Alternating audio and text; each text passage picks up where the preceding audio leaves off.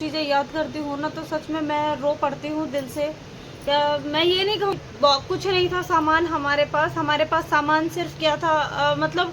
Welcome back to our new blog. अस्सलाम वालेकुम, नमस्कार, सत श्री अकाल। कैसे हो आप सब? होप करती हूँ आप सब अपने घरों में बहुत अच्छे होंगे और मैं भी अल्हम्दुलिल्लाह बहुत अच्छी हूँ।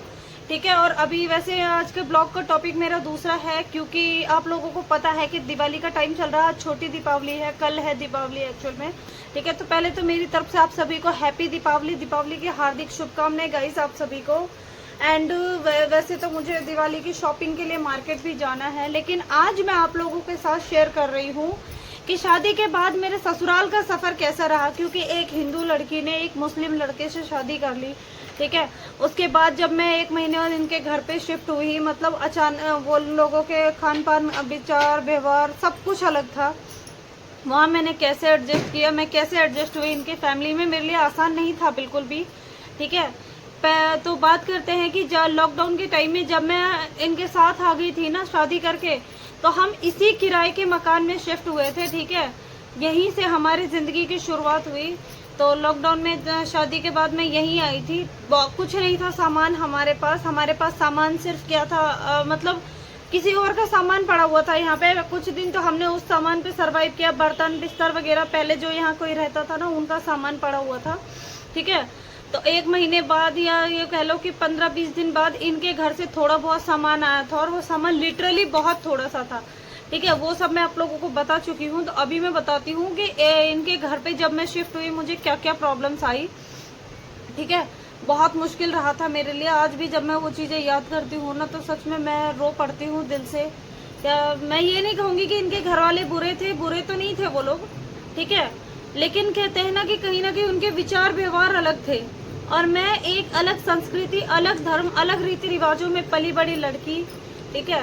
तो इसलिए मुश्किल तो बहुत हो गया था मेरे लिए, लेकिन मैंने कर दिखाया।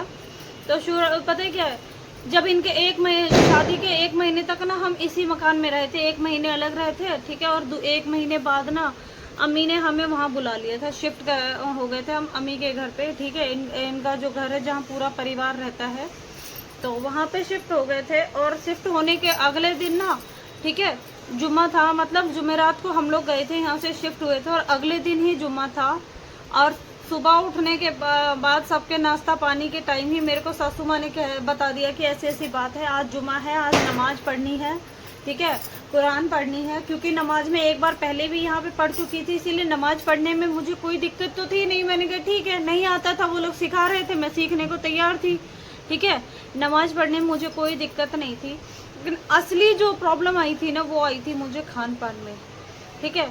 क्योंकि इन लोगों के यहाँ ना मतलब डेली नॉन वेज बन जाता था, और नॉन वेज भी कुछ ऐसा जो कि मैं थोड़ा सा ऐतराज कर जाऊँ। ठीक है। और मैं कभी महीने 15 दिन में एक बार चिकन वगैरह बनाने वाली लड़की, और इनके यहाँ डेली बनता था। तो इनकी अम्मी ने कुछ ऐसा बना दिया जिसके, और वो कहती इसे खाना पड़ेगा। तो मैं ब्लैंक, बिल्कुल मेरे समझ में ही नहीं आ रहा था मैं क्या करूँ। खैर, इनसे मेरी इतनी बातचीत थी। हम लोग एजुकेटेड हैं, पढ़े लिखे हैं इतने, तो हम लोग अपनी बातचीत करके आए थे कि मुझे क्या खाना पसंद है, मैं कैसे खाती पीती हूँ। तो इनको तो सब कुछ पता था। तो फिर जब अम्मी ने ऐसे बोला ना कि ये चीज़ अब बन रही है और ऐसे ऐसे खाना पड़ेगा, तो मैं ब्लैंक हो गई पहले तो। फिर मैंने ना थोड़ा सा खुद को तसल्ली दी, और मैंने इनको कॉल किया, इनको बताया कि ऐसी ऐसी बात है। ठीक है। और कम से कम घर से ना इनके जो जहाँ ये काम करते थे शोरूम ना 45 मिनट की दूरी थी, और वो उन्होंने 15 मिनट में तय कर दी थी। जैसे ही मैंने बताया ना मुझे ऐसे ऐसी प्रॉब्लम है, दूसरा ही दिन था, शिफ्ट हुए थे, अच्छा दूसरा ही दिन था, मैंने बताया कि ऐसी ऐसी प्रॉब्लम है। तो इन्होंने वो दूरी 15 मिनट में तय करी, और आके खुद ही समझाया सबको कि ये लड़की ऐसी है, ऐसे ऐसे खाती पीती है। ठीक है। तो इसको कोई फोर्स नहीं करेगा। तो अम्मी मेरे पे गुस्सा करने लगी, कहने लगी अरे भाई ये चीज़ तो ये हमसे डायरेक्ट बोल सकती थी, सीधा तुझे बताने की क्या ज़रूरत थी। इनसे बोल रही थी जनाब से।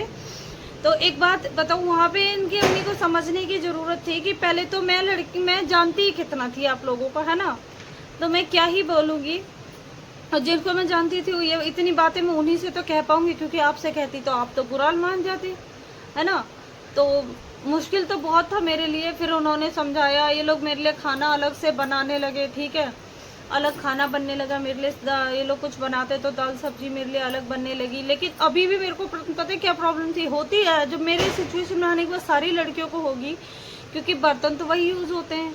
तो मेरे को शुरुआत में थोड़ी बहुत लगी ये बातें, तो मैं क्या करती थी, छुपा छुपा के बाहर होटलों से मंगवा के खाना खाती थी। लिटरली मेरे को शुरुआत में इतनी दिक्कतें हुई ना इनके घर में, मतलब सारी बातें अगर मैं खुल के बोलूँगी ना तो ये वीडियो को कभी ना कभी वो लोग भी देखेंगे तो क्या ही बोलेंगे मेरे को। लेकिन ये लगा लो कि वो लोग मुझे इतना मेरे को काम नहीं करने देते थे घर का। मैं घंटों पूरे दिन ना अकेले एक कमरे में बैठी रहती थी, ठीक है, कोई बात करने वाला नहीं, मतलब भरा पूरा परिवार था इनका, ठीक है, जेठानी थी मेरी, ननद थी मेरी, सास थी मेरी, ठीक है, इनके भरे पूरे परिवार के होते वहाँ पे मैं अकेली थी, सिर्फ इसलिए क्योंकि मैं अलग मजहब से आई थी, मेरे विचार मेल नहीं खाते थे, तो मेरे से उस टाइम पे तो मेरे से कोई बात नहीं करता था। शायद वो लोग मुझे इसलिए भी इस तरीके से ट्रीट कर रहे थे कि हम बैड बिहेवियर रखेंगे तो शायद ये वापस चली जाएगी इनका। तो जो भी था मैटर मैं क्लियरली नहीं बोल सकती, इनके घर वाले बहुत अच्छे हैं, ठीक है, लेकिन शुरुआत में सबका होता है, दिक्कत तो होती है।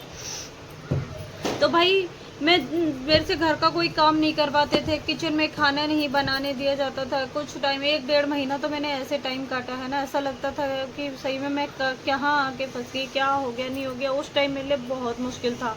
और आज भी आप लोगों का ना एक ही क्वेश्चन होता है कि दीदी आप अपने ससुराल में क्यों नहीं रहते हो, जब सब लोग इतने अच्छे तो सास ससुर के साथ क्यों नहीं रहते हो, है ना। बहुत लोग मुझसे यही क्वेश्चन करते हैं कि परिवार के साथ क्यों नहीं रहते हो। तो भाई एक्चुअली प्रॉब्लम यही है ना कि दूर से ना रिश्ते जितने अच्छे बने रहते हैं ना, पास जाके उतने अच्छे नहीं बनते हैं। और मैं उन लोगों के कहीं ना कहीं माहौल में पूरी तरह से ढल नहीं पाई, है ना। मैं पूरी तरह खुल के नहीं बोल सकती, बहुत कुछ है कहने को, अगर मैं बोलूँ तो जिस दिन बोलने पाई उस दिन पता नहीं कौन सा बवाल हो जाएगा, तो मैं बोलूँगी नहीं। लेकिन इतना है कि मेरे को ना बहुत दिक्कतें आई, मतलब इतना परेशान हुई थी ना मैं कि सुसाइड करने तक की मैं नौबत आ गई थी मेरी। मैं सुसाइड कर लेना चाहती थी क्योंकि घर वालों के पास वापस जा नहीं सकती थी, उन लोगों ने ठुकरा दिया था, ठीक है, और एक बच्ची ख़त्म हो गई। बहुत सी चीज़ें मैंने झेली। वहीं थी जब ससुराल में थी, जब मेरी पहली वाली बेटी ख़त्म हुई, ठीक है, उस वक्त ही मैंने सुसाइड अटेम्प्ट कर लिया था। अभी इसलिए नहीं किया था क्योंकि मेरी बेटी ख़त्म हो गई वहाँ पे। वक्त एक्चुअली मुझे थी कोई ऐसी प्रॉब्लम जो मैं अभी खुल के नहीं बता सकती आप लोगों को, ठीक है। तो अभी के लिए ओवरऑल आपके क्वेश्चन जो है ना कि आप ससुराल में क्यों नहीं रहते हो सबके साथ, आपके क्वेश्चन का जवाब सिर्फ ये है कि मैं कहीं ना पूरी तरह से उनसे मेरे विचार मेल नहीं खाते हैं, ठीक है। उनका सोचना मेरा सोचना अलग है। और इस घर में मैं ना खुले दिल के साथ रानी की तरह रहती हूँ, जैसा चाहती हूँ वैसा रहती हूँ, है ना। और कुछ नहीं कहना चाहूँगी मैं, क्योंकि इंटरनेट से बातें बहुत जल्दी लीक हो जाती है। तो अभी के लिए इतना ही, ठीक है।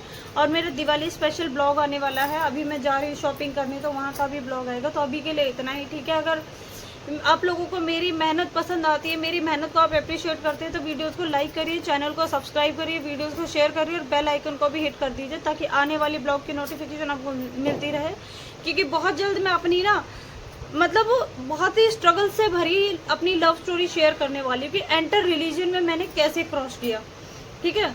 तो वो लव स्टोरी मैं बहुत जल्दी आप लोगों के साथ शेयर करने वाली हूँ। तो उसके लिए बस क्राइटेरिया यही है यार कि मेरा चैनल मोनेटाइज करवा दीजिए आप लोग प्लीज़, जल्दी से जल्दी। आप लोग मेरे को जितना सपोर्ट करेंगे मेरा चैनल मोनेटाइज हो जाएगा। और अभी के लिए इतना ही, ठीक है। बाय बाय, नमस्कार, सत श्री अकाल। प्लीज़ मेरी वीडियोज़ को लाइक करें, शेयर करें, सब्सक्राइब करिए।